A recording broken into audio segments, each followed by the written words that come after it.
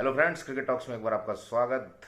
बात कर लेते हैं टी20 वर्ल्ड कप की। एक बहुत बड़ा कल उलटफेर देखने को मिला। जैसा कि आप जानते हैं, नीदरलैंड और साउथ अफ्रीका के बीच मैच था। अनएक्सपेक्टेडली नीदरलैंड ने 13 रन से हरा दिया। एक बहुत अच्छा उन्होंने स्कोर बोर्ड पे लगाया और उसके बाद साउथ अफ्रीका को वो रन नहीं बनाने दिए। 158 और 145 पर साउथ अफ्रीका रह गई। बात अगर मैं करूं यहाँ पर साउथ अफ्रीका की, तो वो हमेशा चोकर्स ही रहे हैं। इस बार तो ये बात बिल्कुल प्रूव हो गई। इस बार बहुत अच्छी उम्मीद थी और शायद उनके पास अब तक का क्रिकेट में 1992 के पदार्पण के बाद बहुत बड़ा या शायद सबसे बड़ा चांस था इस वर्ल्ड कप को जीतने का, क्योंकि बहुत ही बढ़िया लग रही थी साउथ अफ्रीका। और ऐसे जो उन्होंने जो भी मैच जीते, वन साइडेड जीते।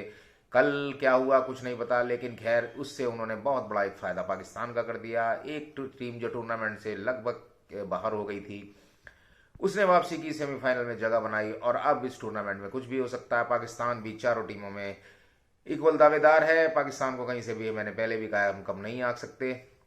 न्यूजीलैंड और अगर पाकिस्तान का रिकॉर्ड देखा जाए सेमीफाइनल में, जैसे कि दोनों की भिड़ंत है, तो न्यू पाकिस्तान हमेशा भारी पड़ा है। 17 और 11 का है। 28 मैच में 17 पाकिस्तान ने जीते और 11 न्यूजीलैंड ने जीते। तो न्यूजीलैंड जहां भारत के खिलाफ अच्छा प्रदर्शन उनका रहा है, वहीं पाकिस्तान के खिलाफ उतना अच्छा प्रदर्शन नहीं कर पाए हैं।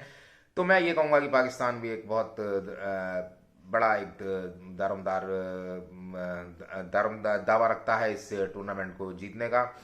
और बात करूं तो कोई बड़ी बात नहीं कि हमको एक फाइनल, फिर एक बड़ा मेगा फाइनल इंडिया पाकिस्तान का देखने को मिल जाए 2007 के बाद। और अगर यहीं पर मैं बात करूं भारत और इंग्लैंड की, तो 10 तारीख को जो ये सेमीफाइनल खेला जाएगा, यहाँ पर भी अगर देखा जाए तो भारत कहीं ना कहीं भारी है। इंग्लैंड पर 22 मैचों में से 11 भारत ने जीते हैं और 10 इंग्लैंड ने जीते हैं। तो न्यूज मुकाबला हालांकि थोड़ा बराबरी का है, लेकिन फिर भी भारत कहीं ना कहीं आगे है।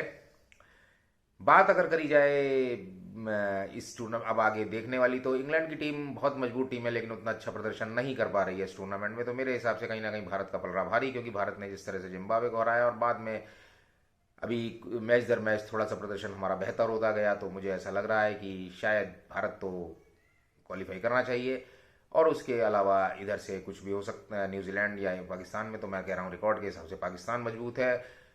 और अगर उलटफेर के मामले में देखें तो न्यूजीलैंड ने बहुत बड़ा उलटफेर किया। पहले ही मैच में ऑस्ट्रेलिया को 89 रन से हराया और शायद उसी हार से ऑस्ट्रेलिया पूरे टूर्नामेंट में नहीं उभर पाया और बाहर हो गया। तो अब दोस्तों, ये देखना बड़ा दिलचस्प रहेगा कि इस टूर्नामेंट को 13 तारीख को हम फाइनल में किन दो टीमों को देखते हैं। इसमें एक खास बात ये जरूर रही है, सेमीफाइनल और फाइनल में एक रिजर्व डे जरूर रखा गया है और 10-10 ओवर के बाद ही फैसला होगा। यानी कि अगर बारिश होती है तो, जैसे कि एक नियम है, 5 ओवर के बाद 5 ओवर तक का मिनिमम खेल होना चाहिए दोनों टीमों का, लेकिन सेमीफाइनल और फाइनल में से 10 ओवर का रखा गया है। और उसके अलावा रिजर्व डे भी रखा गया है।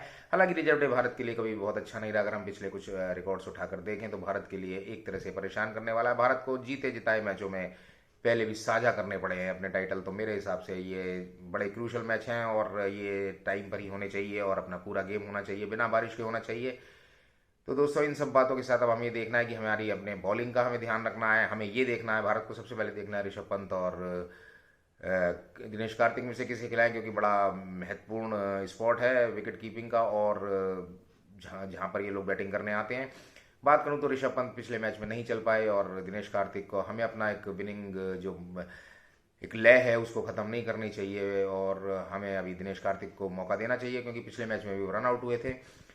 अब बहुत बड़े बड़े बदलाव इस स्टेज पर आके करना थोड़ा सा दिक्कत कर सकता है। और मैं तो ये भी कहूँगा कि यजुवेंद्र चहल को ना खिलाया जाना भी बड़ी अजीब सी बात रही, क्योंकि अब एडिलेड में भारत का सेमीफाइनल है, तो एडिलेड की विकेट हमेशा स्पिनर्स को मददगार रही है। तो मेरे ख्याल में चहल को खिलाया जाना बहुत ज़रूरी है। और यही, जहाँ तक मेरा ख्याल है, चहल को शायद पूरे टूर्नामेंट में खिलाया जाना चाहिए था, लेकिन अश्विन को तरजीह दी गई। शायद बैटिंग उनकी ज़्यादा बेटर है, इस वजह से एक हमें लेट ऑर्डर में ऑलराउंडर मिलता है। लेकिन अब चहल को एडिलेड में जहाँ तक है मुझे लगता है खिलाया जाएगा। उसके अलावा बहुत बड़े चेंज करने की जरूरत नहीं है। आप दिनेश कार्तिक को फिर वापस लेके आइए, क्योंकि दिनेश कार्तिक का अच्छा रिकॉर्ड है लास्ट में एक फिनिशर का, और कभी कभी बहुत अच्छा गेम करते हैं वो। अब पिछले कुछ हम मैच देखें और शायद इसी वजह से उनको टीम में लिया गया, उन्होंने क्रिकेट में वापसी की है। और ऋषभ पंत और दिनेश कार्तिक की बात के बाद अगर मैं बात करूं किसी खिलाड़ी की, तो वो है सूर्य कुमार यादव। आप जानते हैं कि सूर्य कुमार यादव इस टूर्नामेंट में जबरदस्त प्रदर्शन के साथ नंबर 1 खिलाड़ी के रूप में अवतरित हुए हैं। और बात अगर कहूँ तो बड़े बड़े दिग्गज वसीम अकरम हो चाहे वो वकार यूनुस हो, उन्होंने कहा ये खिलाड़ी इस प्लेनेट का लगता नहीं है। इसके जो शॉट्स हैं, इसके जो 360 डिग्री एंगल पर घूम कर शॉट मारना और इसकी जो अलग अलग टेक्निक जो इसने खुद इजाद की हैं, समझ नहीं आता ये प्लेयर कहाँ जाके रुकेगा। और आज की डेट में तो इसके आसपास कोई भी नजर नहीं आता। सूर्य कुमार यादव की सबसे अच्छी खूबी ये है कि सूर्य कुमार यादव जो गैप है दो फील्डर्स के बीच का, वो बेस्ट यूज करना उसको जानते हैं। कभी भी जनरली प्लेयर्स कई बार गैप को यूज करते करते आउट भी हो जाते हैं, लेकिन सूर्य कुमार यादव को मैंने इस तरह आउट नहीं होते हुए देखा। उनको बहुत ही कम आउट भी होते हुए देखा है। और इस बार तो वो धड़ाधड़ मैन ऑफ द मैच भी लिए जा रहे हैं और एक अच्छी प्रदर्शन खा लिया। उदाहरण कल का मैच जब एक बार फिर भारतीय टीम जिम्बाब्वे के खिलाफ फंसती हुई नजर आई थी, 4 विकेट गिर गए थे, उसके बाद वो अकेले ऐसे मैच को निकाल ले गए कि जैसे ये उनके लिए कोई भी बड़ी बात नहीं है। और ये अब इस खिलाड़ी का हमारे लिए मेन असेट इस टूर्नामेंट की और अब शायद भारतीय टीम की भी एक बहुत मजबूत और स्थायी परमानेंट मेंबर के रूप में अब फिक्स स्थापित हो चुके हैं सूर्य कुमार यादव। लेकिन अब सेमीफाइनल और फाइनल में उनका चलना बहुत जरूरी है, क्योंकि पूरे टूर्नामेंट में उन्होंने भारत को विराट कोहली के साथ निकाल दिया।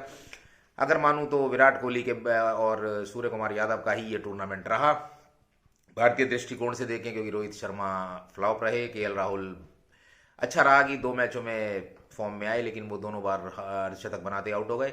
तो सूर्य कुमार यादव विराट कोहली की जोड़ी पर बहुत कुछ निर्भर करेगा। और खास तौर पर मैं कहता हूं सूर्य कुमार यादव जब एक्सेलरेट करना हो रन रेट, तो उसके लिए इससे बढ़िया और इससे बड़ा स्पेशलिस्ट बैट्समैन कोई भी नहीं है। तो दोस्तों, अब इन सब बातों के साथ मैं यही कहूंगा कि हम ईश्वर से कामना करते हैं कि उनका प्रदर्शन ऐसे ही चलता रहे फाइनल तक और भारत को वो ट्रॉफी दिलाएं। इन सब बातों के साथ दोस्तों अब बात कर लें तो चारों टीमों की, तो मेरे हिसाब से चारों टीमें इक्वल हैं। चारों टीमें दावा रखती हैं, चारों टीमें दावा करती हैं। और सबसे बड़ी बात की इस टूर्नामेंट में अगर मैं साउथ अफ्रीका का एक एक्सेप्शन छोड़ दूं तो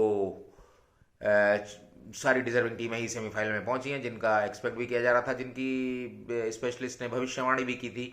लेकिन थोड़ा सा दुख मुझे साउथ अफ्रीका के लिए रहेगा, क्योंकि इस तरह से बाहर होना एक बड़ी टीम का अच्छा नहीं है। लेकिन पाकिस्तान का आना टूर्नामेंट को और रोचक बना गया है। अब हम ये देखते हैं कि हमें क्या ये भारत पाकिस्तान का फाइनल देखने को मिलता है, न्यूजीलैंड भारत का मिलता है, या न्यूजीलैंड इंग्लैंड का मिलता है, तो या इंग्लैंड और पाकिस्तान का मिलता है। लेकिन मैं अगर एक क्रिकेट प्रशंसक और एक बहुत बड़ा क्रिकेट प्रशंसक होने के नाते सोचूं तो मुझे भारत पाकिस्तान का फाइनल देखना है। और क्योंकि मैं अभी भी चाहूंगा कि न्यूजीलैंड भारत से फाइनल में दूर रहे और भारत ही इस ट्रॉफी को उठाए, सूर्य कुमार यादव, विराट कोहली और बाकी टीम के साथ।